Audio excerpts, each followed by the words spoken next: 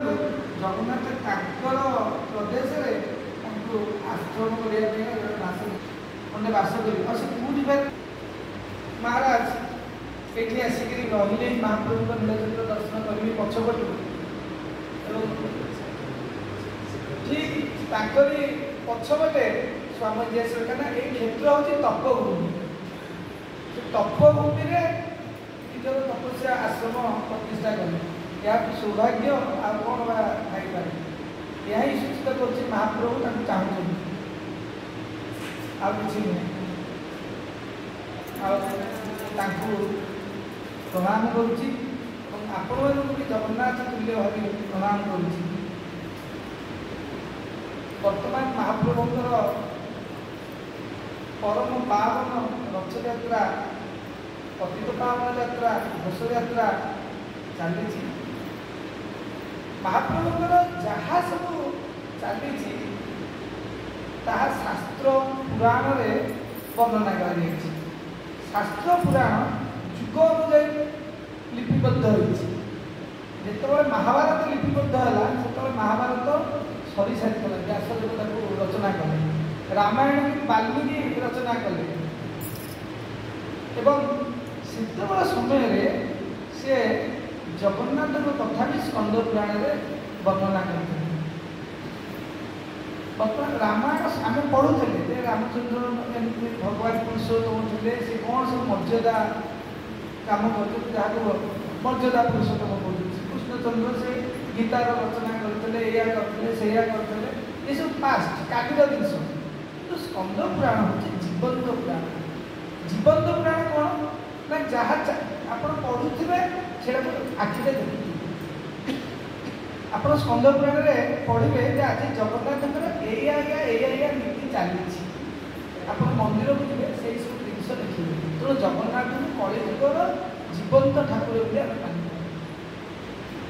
ଭଗବାନ ନିଜେ କହିଛନ୍ତି, କୌଣସି ପୁରାଣରେ ନାହିଁ ଯେ ମୂର୍ତ୍ତି କଥା କହିବ। ସବୁଠି ଅଛି ଦେବୀର ବାଚ, କେଉଁଠି ଅଛି ବିଷ୍ଣୁର ବାଚ, କେଉଁଠି ନାରଦ ବାଚ, ଏସବୁ ଅଛି। କିନ୍ତୁ ଗୋଟିଏ ପୁରାଣ ସ୍କନ୍ଦ ପୁରାଣ ଯେଉଁଠି କହିଲା ପ୍ରତିମା ଅବାଚ, ପ୍ରତିମା ମାନେ ସେ ମୂର୍ତ୍ତି, ସେ ମୂର୍ତ୍ତିଟା କଥା କହିବ। ଏଇଟା କୌଣସି ଜାଗାରେ ଏମିତି ମାନେ କୌଣସି ପୁରାଣରେ ନାହିଁ। ତେଣୁ ପ୍ରତିମାଟା ଜୀବନ୍ତ ବୋଲି ତ କଥା କହିବ, କେମିତି କଥା କହିବ?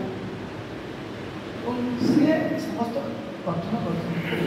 ଜଗନ୍ନାଥଙ୍କର ଯେତେ ନୀତି ଗତି ହେଉଛି ଆମେ ସବୁଠୁ ଆଶ୍ଚର୍ଯ୍ୟ ଓ ବୈଜ୍ଞାନିକ ହେଲା ଜଗନ୍ନାଥଙ୍କର ରୋଷ।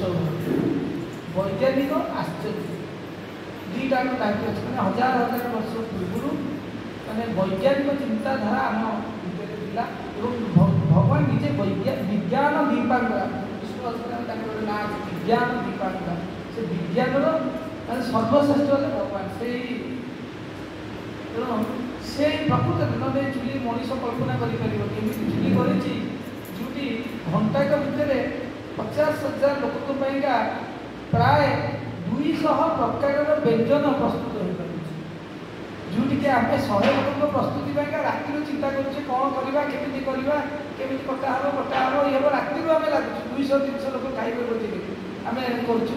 ସେଇଠି 2 ଘଣ୍ଟା ଭିତରେ ସବୁ ହେଉଛି। ଆପଣ ଜାଣିଥାନ୍ତୁ ମହାପ୍ରଭୁଙ୍କର ପ୍ରତ୍ୟେକ ଜିନିଷ ଶାସ୍ତ୍ରୀୟ ଧାରାରେ ହେଇଥାଏ। ଶାସ୍ତ୍ରୀୟ ଧାରାରେ ମହାପ୍ରଭୁଙ୍କର ଯେଉଁ ରୋଷେଇ ଘର ଅଛି ସେ ରୋଷେଇ ଘରକୁ ମନ ଇଚ୍ଛା କେହି ପ୍ରବେଶ କରିପାରିବେ ନାହିଁ। ଆପଣ ଯେତେବେଳେ ବଡ଼ସିଂହାର ମହାପ୍ରଭୁଙ୍କର ଭୋଗ ସରିଯାଏ ସେତେବେଳେ ମହାପ୍ରଭୁଙ୍କର ରୋଷେଇ ଘରକୁ 3 ପ୍ରକାର ସେବାୟତ ପ୍ରବେଶ କରିଥାନ୍ତି। ଗୋଟେ ହେଲା ଧୋ ପଖାଳିଆ, ଗୋଟେ ହେଲା ରବାଡ଼ିଆ, ଗୋଟେ ହେଲା ଗୋବର ପାଣିଆ। এই 3 ପ୍ରକାର ସେବାୟତ ରୋଷ ଘର ଭିତରକୁ ଯାଇଥାନ୍ତି। ସେମାନେ କ'ଣ କରିଥାନ୍ତି ନା ରୋଷ ଘରେ ପ୍ରଥମେ ଯାହା ସବୁ ମାନେ ବସ୍ତୁ ବଳିଯାଇଛି ତାକୁ ସେ ବାହାର କରିଥାନ୍ତି। ଆପଣମାନଙ୍କ ଘରେ କ'ଣ ହୁଏ ନା ରୋଷେଇ ଘରେ ହଳଦୀ, ଲୁଣ ସବୁ ରହିଛି, ଚାଉଳ ଯାହା ରହିଲା ଫେର କାଲିକି ଆପଣ ବ୍ୟବହାର କରିବେ। ଜଗନ୍ନାଥଙ୍କର ସେଇଟା ଚଳିବନି, ସେ ସବୁ ମାରା ହେଇଯିବ। ଗୋଟେ ଥର ରୋଷେଇ ହେଇଗଲା, ହାତ ବାଜିଲା ମାନେ ତା ସବୁ।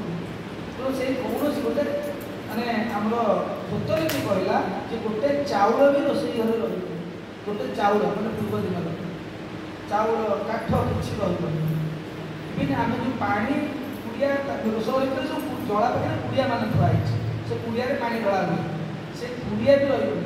ସେ ଧୋ ପକାଳି ସେପଟେ ତାର ଭିତରେ ବୁଲିବାକୁ ପାଇବନି। ତାର କାରଣ କ'ଣ ଜାଣିଛନ୍ତି?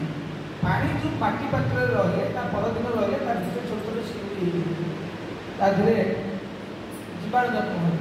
ତେଣୁ ଭଗବାନଙ୍କ ଯୋଗ୍ୟ ସେ ନୁହେଁ।